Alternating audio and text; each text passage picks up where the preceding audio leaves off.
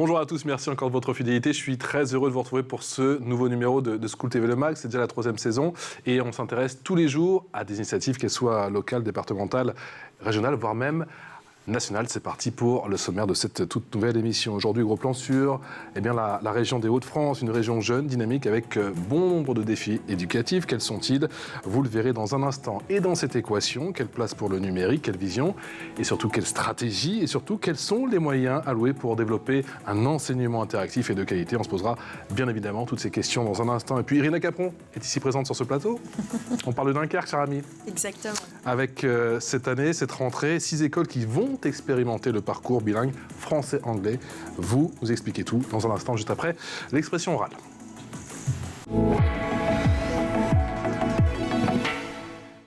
Et l'expression orale, c'est avec notre invité Manuel Martin. Bonjour. Bonjour. Merci d'être avec nous. Vous êtes, je rappelle, vice-présidente de la région Hauts-de-France, en charge de l'éducation des lycées et de l'orientation. C'est la rentrée? Et oui. Un petit peu d'appréhension, un petit peu d'excitation, un petit peu de stress. Comment ça se passe? Toujours un peu d'appréhension. Il faut que les rentrées se passent bien. C'est comme on est parents, on est aussi élus. Et donc, on essaye de faire en sorte que la rentrée se passe le mieux possible. Ouais. Surtout quand vous avez un été avec énormément de travaux. Vous espérez que tout est terminé. Je ne peux pas vous laisser dire ça. J'ai lu plus de presque 171 millions d'euros de travaux. Mais oui. On parle de rénovation.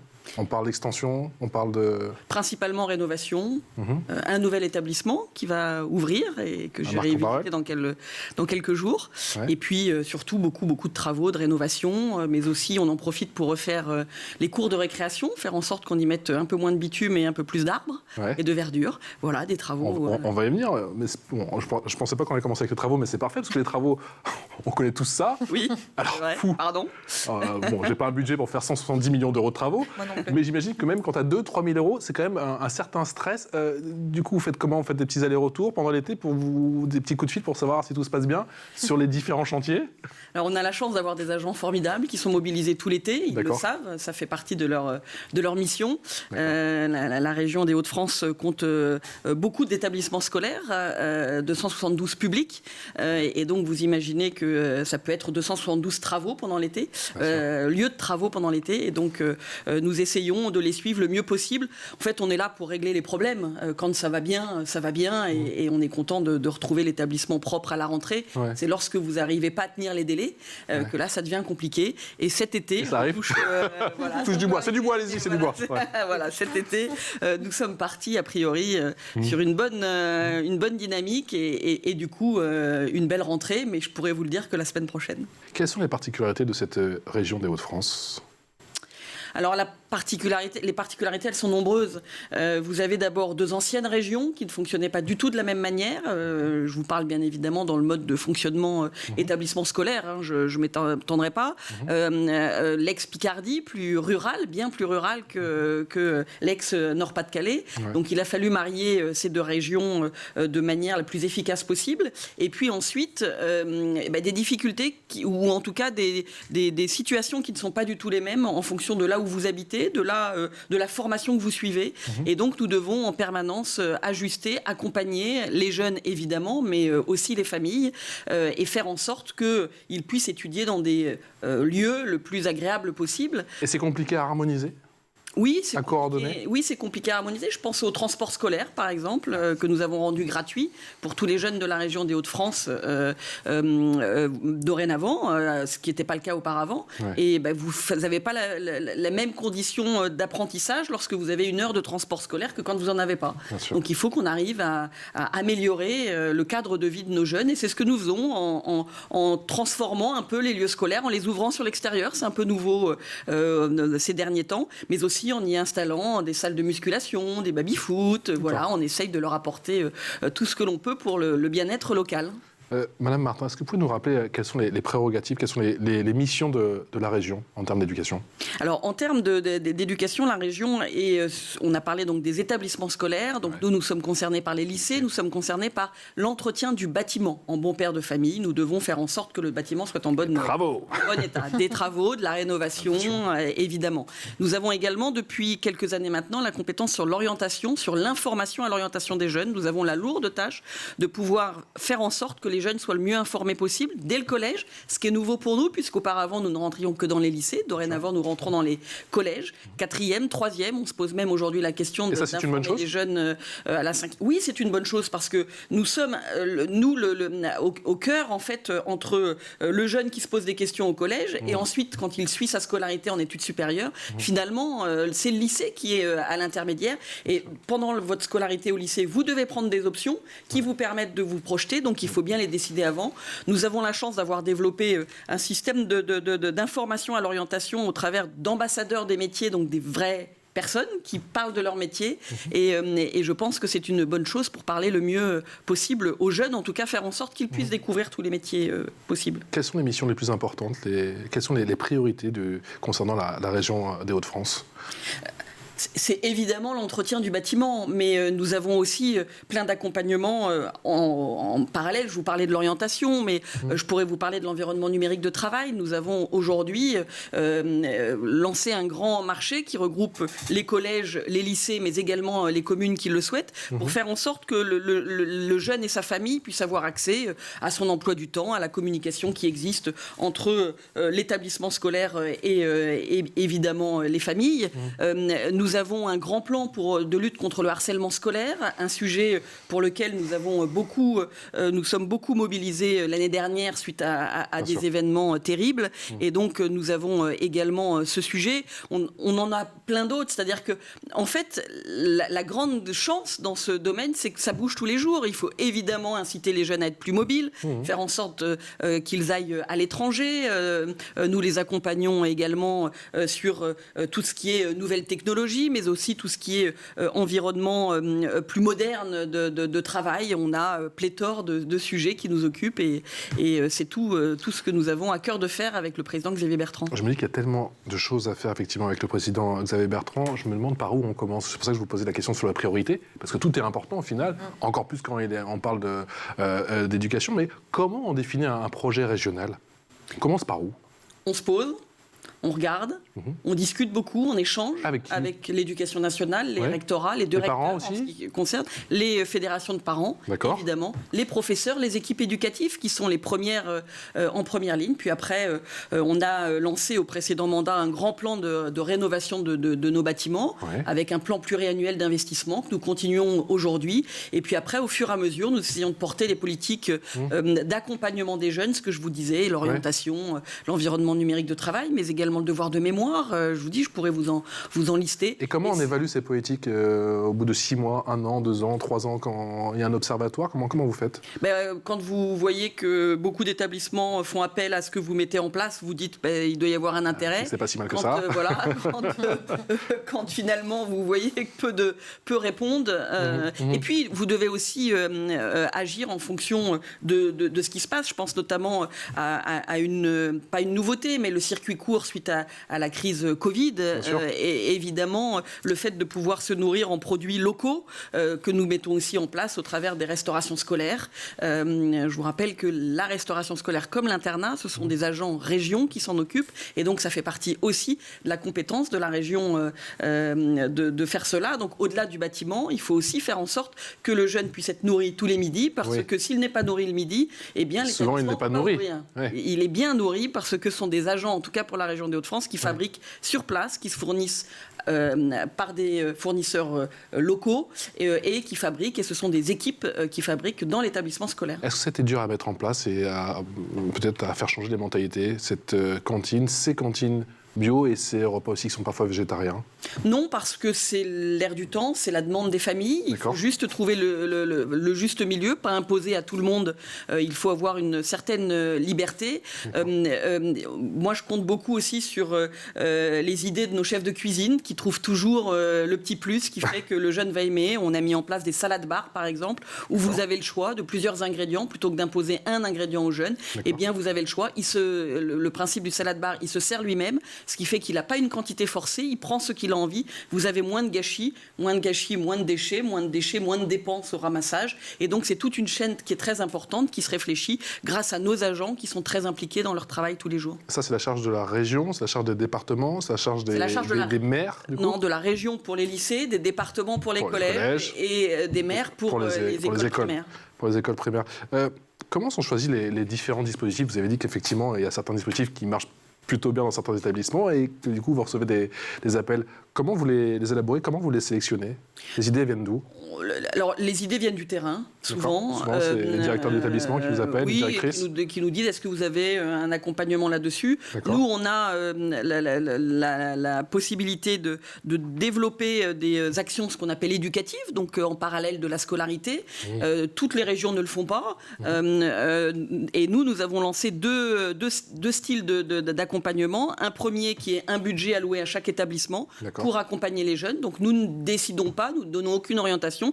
Et puis, il y a le petit plus sur certains sujets qui sont, pour nous, qui nous sommes pour lesquels on y attache beaucoup d'importance. C'est par exemple tout ce qui est autour de la laïcité, où on pense qu'il faut développer toute cette thématique au sein des établissements scolaires. Laïcité, je vous parlais du devoir de mémoire, je vous parlais du harcèlement scolaire, je vous parlais aussi de développement durable, de potager dans les lycées, voilà. Et donc ça, ce sont des thématiques que nous avons arrêtées, fléchées. Et si les établissements scolaires souhaitent développer une de ces thématiques, eh bien nous venons allouer sur ces opérations-là une enveloppe financière supplémentaire. Vous me parliez, Madame la vice-présidente, de tout à l'heure des cantines bio, des cantines qui sont aussi abordables. Je crois que c'est aussi effectivement important de le préciser. Est-ce que ça fait partie du développement du bien-être de l'élève? Bien sûr.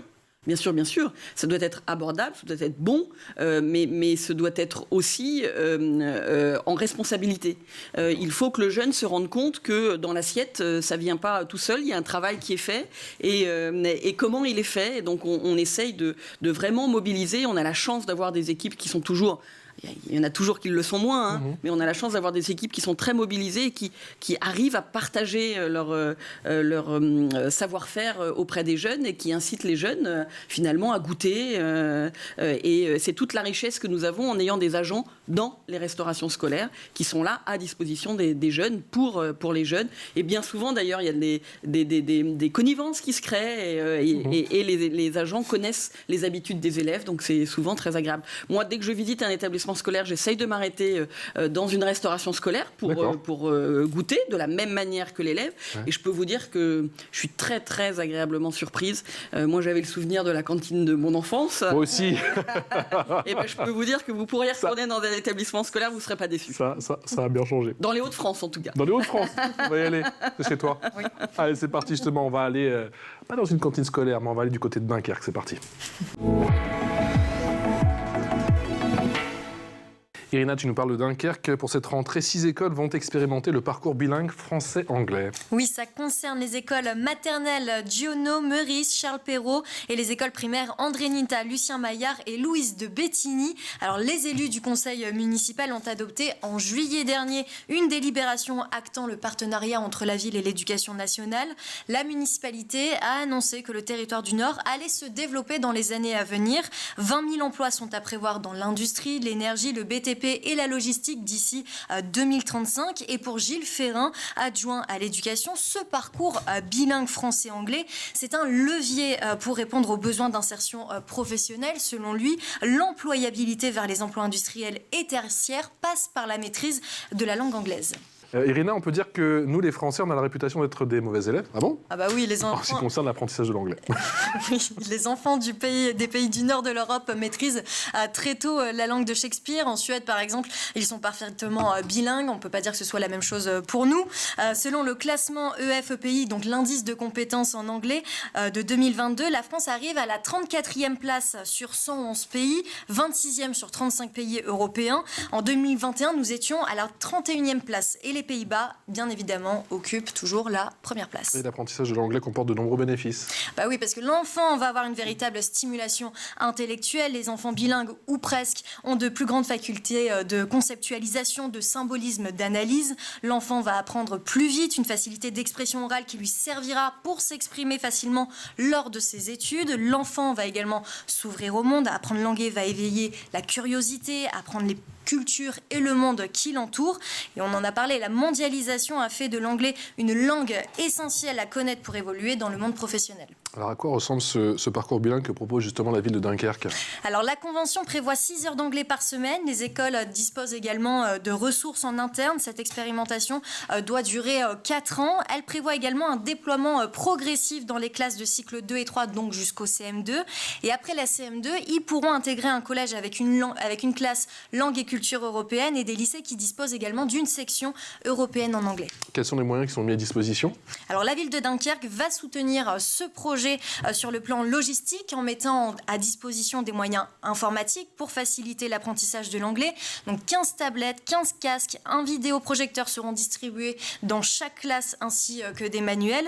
Mais il y a aussi des moyens humains déployés. Je vous propose justement d'écouter l'adjoint au maire de Dunkerque en charge de l'enfance et de la réussite éducative. L'idée est donc venue que la ville mette à disposition un natif qui viendra co-animer les séquences éducatives. Bien sûr, les séquences d'enseignement restent sous la responsabilité exclusive du professeur, bien évidemment, mais le natif qui, lui, viendra apporter toute sa compétence linguistique.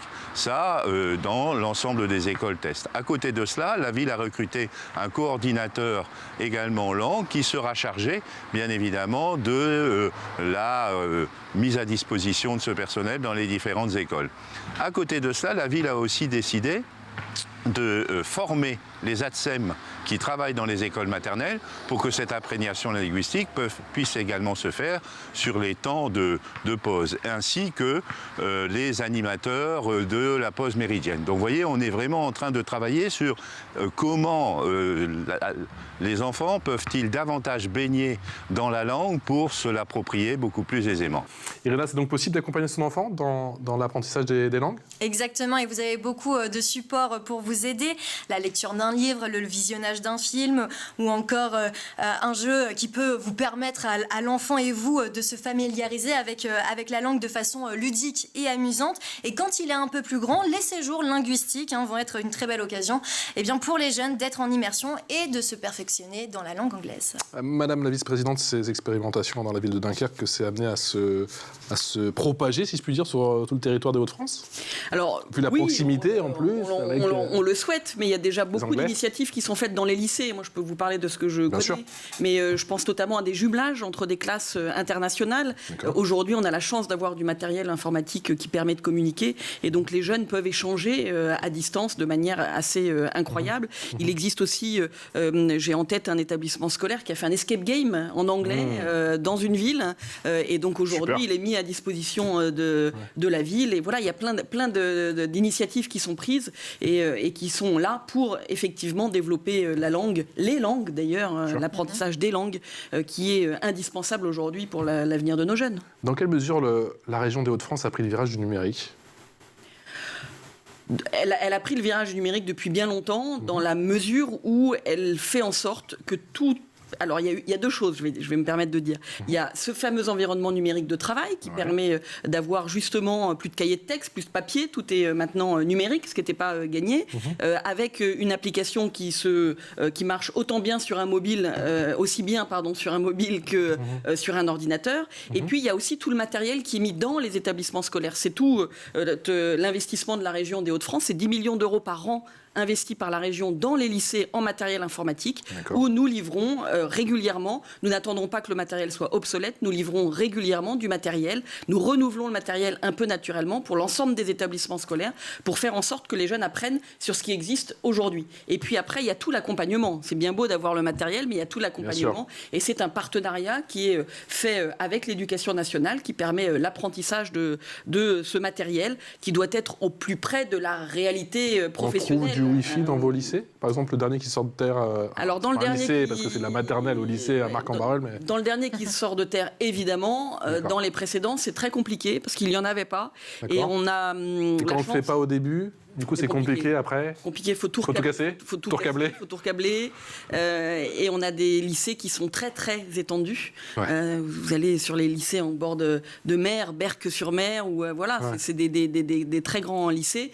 Et donc, on essaye déjà d'y avoir installé la fibre sur l'ensemble des établissements. C'est déjà énorme parce que ça change la vie de tous les jours des établissements. Mais le Wi-Fi va suivre et on y arrivera. Il y aura peut-être demain d'autres modes et on fera en fonction de ce qui existe. Madame la vice-présidente, est-ce que vous avez le sentiment que les professeurs, les enseignants sont assez accompagnés aujourd'hui en ce qui concerne l'outil numérique justement? Est-ce qu'ils sont assez formés, accompagnés? Quel retour de terrain vous avez? Les retours sont très différents. Il y a les professeurs qui sont très impliqués dans l'outil numérique. Et ils aiment bien, ils s'y intéressent. Exactement. Mais avec le Covid, je pense qu'ils s'y sont mis. Tous les métiers. Et puis, il y a ceux qui, pour eux, je ne vais pas dire ceux de l'ancienne école, mais en tout cas ceux qui ont appris, en tout cas qui sont plus anciens et qui n'ont pas obligatoirement l'outil numérique facile et qui sont souvent accompagnés. Alors, je sais que dans la région des Hauts-de-France, l'éducation nationale met à disposition une association qui s'appelle Canopé, qui vient accompagner les professeurs, mais également les familles qui en ont besoin sur l'outil numérique et sur les nouvelles technologies, parce qu'il n'y a pas obligatoirement que l'outil numérique. Et donc, c'est important de se sentir accompagné. Nous, notre rôle, il est de donner les outils. Il n'est pas d'accompagner. On n'a pas le rôle de formateur. Ça reste évidemment à l'éducation nationale. D'où l'importance d'ailleurs de bien travailler ensemble. Parce que si vous mettez du matériel et qu'il n'est pas utilisé, eh bien, vous êtes toujours en décalage. Et donc, nous devons travailler ensemble. J'ai un très bon exemple. Pendant la crise Covid, on avait cet fameux environnement numérique de travail qui était très bien pour passer des données écrites, mais faire des visios, c'était pas du tout prévu.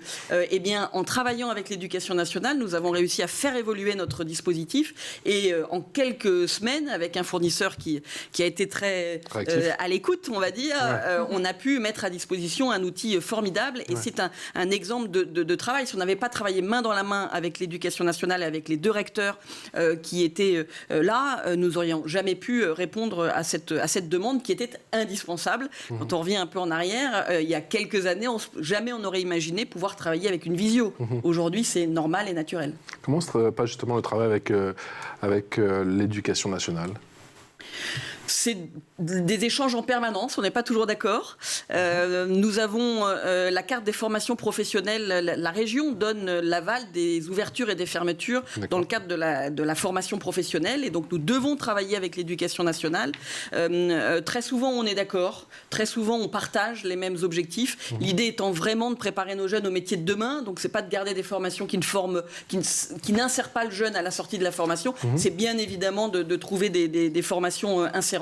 Maintenant, c'est un partenariat. Il faut que derrière, une fois que vous décidez d'une formation, il faut qu'il y ait les professeurs qui soient en face. Et donc, si vous le faites sans concertation avec l'éducation nationale, vous rencontrez des difficultés. C'est exactement comme un nouvel établissement scolaire. Vous construisez un établissement scolaire, c'est très bien. Si vous avez une coquille vide et que vous n'avez pas les professeurs à l'intérieur de l'établissement scolaire, ça ne marche pas.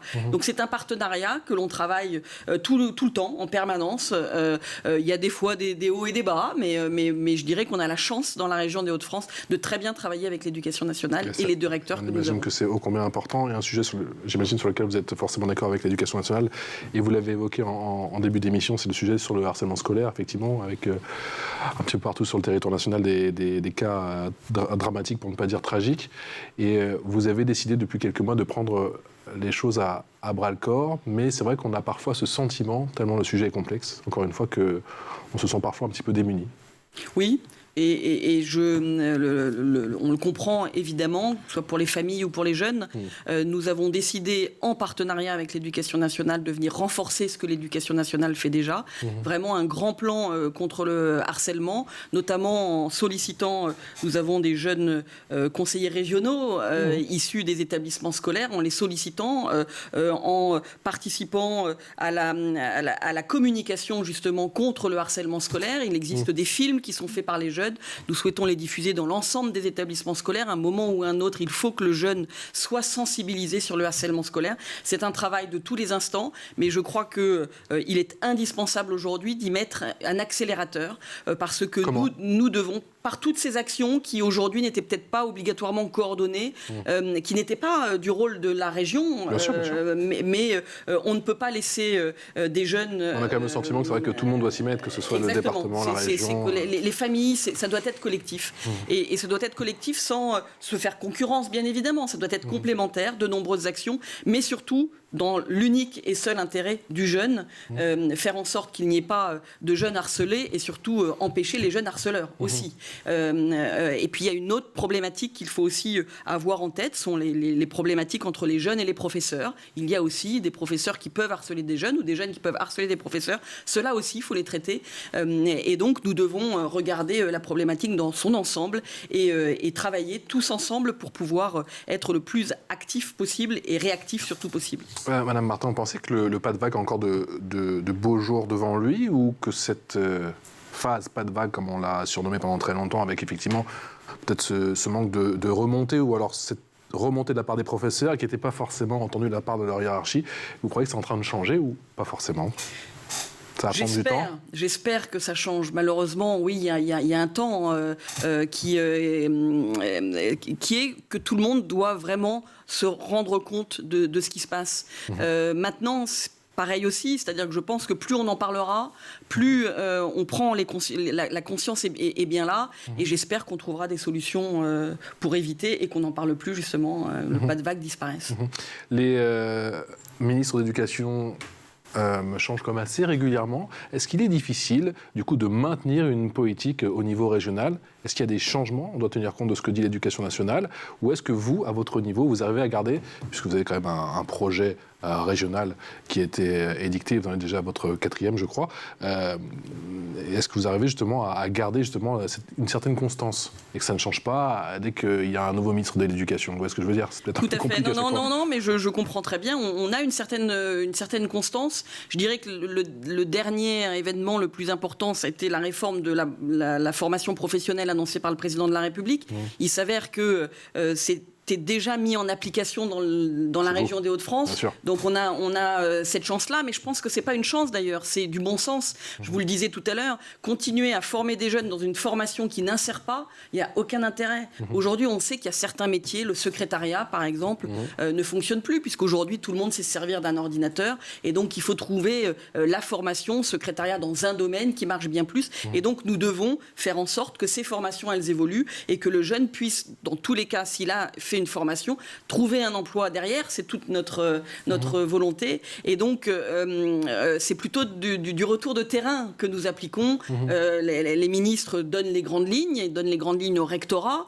Dans le cadre de formation, nous sommes, nous, par moments impactés lorsque des nouvelles formations arrivent et que nous devons adapter les plateaux techniques. Donc, ça fait partie des investissements que nous avons. On en a encore eu cet été. Je pense notamment sur toute l'évolution dans le domaine électrique, domotique. Eh bien, nous avons dû adapter les plateaux, c'est des coûts faramineux, mais ça fait partie d'une partie de notre budget où nous devons répondre à cette carte des formations. Et puis après, on essaye d'être le plus en adéquation possible avec notre territoire. Madame la vice-présidente, j'aimerais avoir votre ressenti. La question est toute simple. Comment se porte notre jeunesse aujourd'hui dans les Hauts-de-France ? Ça dépend le jeune, plus ou moins bien, je dirais. Mais comme partout, je pense qu'il n'y a pas de... Quand j'entends parler de la jeunesse, j'ai l'impression que ça ne va pas et tout, alors qu'il y a des belles réussites et qu'ils ont des outils extraordinaires qui sont mis à leur disposition. Vous me regardez ? Exactement. Mais c'était furtif. Tac, tac, tac, tac, tac, tac. Moi, je ne dirais pas que la jeunesse va mal. Effectivement, je pense qu'on met plutôt en avant les jeunes qui vont mal, et il y en a partout, comme des adultes qui vont mal, il y en a partout. Mais les jeunes, ils ont une nouvelle idée chaque jour. On doit pouvoir leur permettre de développer ces nouvelles idées. Moi, je visite régulièrement des établissements scolaires, bien souvent en période occupée et pas inoccupée. Et je peux vous dire que je rencontre des jeunes formidables qui ont plein d'idées, qui ont plein d'envies, qui ont vraiment envie de réussir, qui ont vraiment envie d'avancer et de s'investir pour leur avenir. Mais il y en a aussi qui ne savent pas ce qu'ils veulent faire, qui sont un petit peu perdus. Et c'est ceux-là que nous devons accompagner. On doit aussi accompagner ceux qui savent ce qu'ils veulent faire, mais c'est aussi ceux qui ne savent pas que nous devons accompagner. Mais lorsque l'on regarde globalement, je vous dis, j'ai pas un établissement où je n'échange pas un moment ou un autre avec les jeunes, et j'en ai pas qui me disent « Oh là là, ici c'est l'enfer, on se plaît pas ». Non, ils sont plutôt heureux et fiers de leur établissement scolaire. Et fiers de leur région. C'est pas la peine de sourire comme ça. Ça va, ça va. Manuel Martin, on a fait une émission en début de saison, effectivement, avec la présidente et le fondateur de la Fédération des territoires aux grandes écoles. Il nous parlait du fait que parfois, effectivement, même très souvent, les territoires ruraux étaient oubliés. Vous avez le sentiment que ça change, que le champ des des possibles est actif, si je puis dire, pour tous ces jeunes. Ils ont une meilleure information. Si un jeune, je ne sais pas moi, Marc Ambrel veut faire Sciences Po à Paris, il a l'info comme quoi tout est possible, ou il y a encore ces croyances limitantes? Alors bien sûr qu'il a l'info que tout est possible, bien souvent, en tout cas de plus en plus. La problématique, c'est est-ce qu'il a envie d'aller à Paris lorsqu'il habite Marc-en-Barœul? Et toute la difficulté que nous avons, c'est comment on fait pour expliquer aux jeunes que la mobilité, c'est pas quelque chose de très compliqué, mais il faut avoir envie. Et puis ensuite, lorsque... Après, c'est vrai que parfois c'est un budget. Voilà, Paris, je vais dire, vous allez trouver... certainement difficilement, mais à vous loger. Mais quand vous choisissez une formation qui est à Flix-Secours, au nord d'Amiens, où il n'y a rien autour, comment on fait? Il faut que nous, région, nous ayons des internats qui soient au top pour faire en sorte que le jeune ait envie d'aller choisir la formation qui lui plaît. Moi, j'ai toujours été terriblement marquée par le fait que 80% des jeunes, ce sont les parents qui choisissent leur orientation en fin de troisième. 80% des jeunes. C'est-à-dire qu'il y a 20% seulement qui choisissent. Parce qu'ils veulent l'établissement scolaire à côté, pour pas transformer. Mais si l'établissement scolaire à côté ne fait pas la formation pour le jeune, il faut absolument expliquer à tout le monde que ça doit être la priorité, c'est le choix du jeune. Et c'est pas le choix du parent ou c'est pas l'établissement scolaire qui doit être le choix. C'est vraiment le jeune, ce qu'il a envie de faire. Aujourd'hui, on voit de plus en plus le développement de l'apprentissage, qui est quand même une chance et une voie formidable pour les jeunes. Mais il y a aussi tous les métiers dont on ne parle pas, où certains parents ne voient pas leur fils ou leur fille devenir plombier, boucher. Mais quand il y a alors qu'ils gagnent très très bien leur vie, je peux vous le dire. Les plombiers et les bouchers. Nous devons faire en sorte que les jeunes puissent aller dans ces formations là, et lorsqu'ils doivent y aller, faire en sorte qu'on puisse les accueillir le mieux possible et donc les loger dans nos internats. Merci infiniment. Merci à vous. Vous êtes venus nous voir en ce début d'année et il ne reste plus à Irina et moi qu'à vous souhaiter une bonne rentrée, une très bonne rentrée. Merci. Avec les travaux. Merci, excellente journée en notre compagnie sur School TV. À très vite.